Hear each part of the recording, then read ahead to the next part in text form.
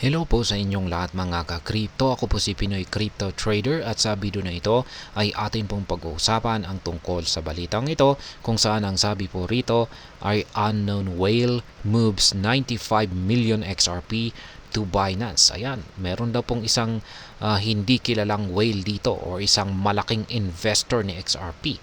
Ang kanyang pinagalaw o kanya pong inilipat yung kanyang 95 million na amount ng XRP papunta kay Binance.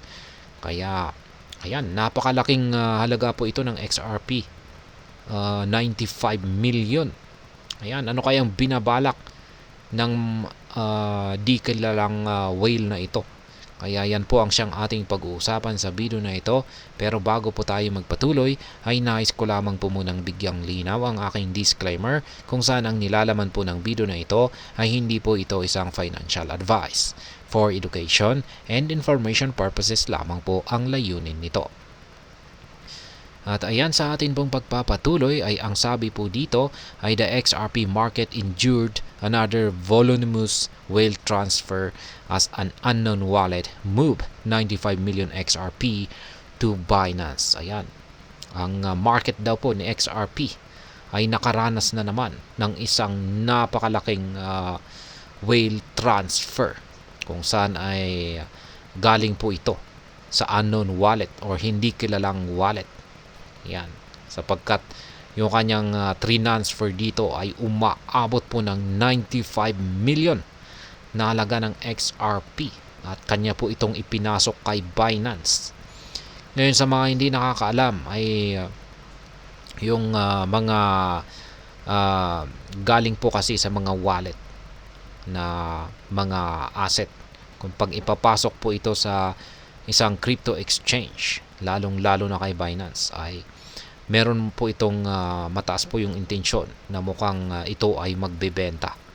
Kaya kung pag ibebenta po ng may-ari o yung whale na ito, yung kanyang 95 million na XRP kay Binance, ay magdudulot po ito ng malaking impact sa presyo ng XRP. Siyempre, magdudulot po yan ng napakatinding selling pressure.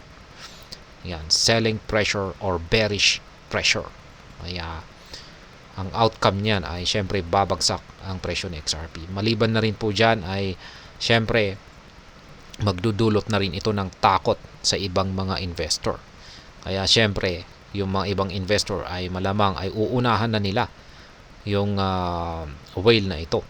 Kaya yan po, magdudulot ng takot. Maraming mapapabenta kasi sa tingin nila ay baka magdadump ito. Pero syempre hindi po tayo nakakasiguro kung talagang idadump niya o ibebenta niya ito. Malamang ay meron siyang ibang plano. Kaya hindi po tayo nakakasiguro. Pero ganyan po talaga yung common na understanding ng karamihan.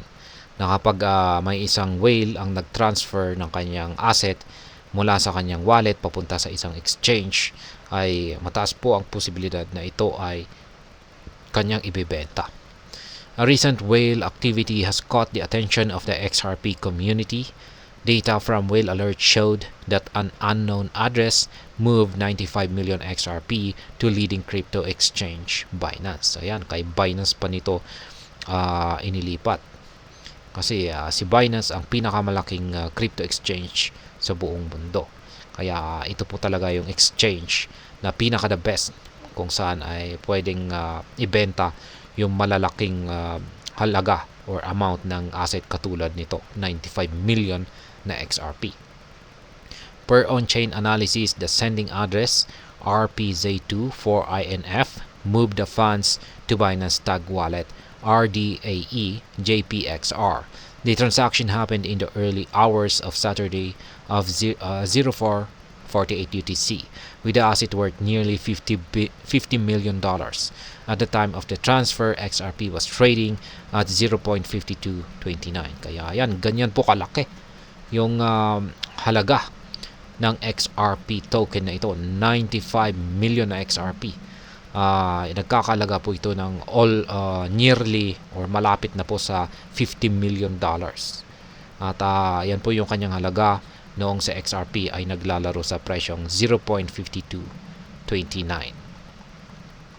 At ayan, Gaya po ng aking sinabi kanina ay kung ibebenta po ng may-ari yung kanyang 95 million na XRP token na ito kay Binance, ay magdudulot po talaga ito ng isang matinding selling pressure.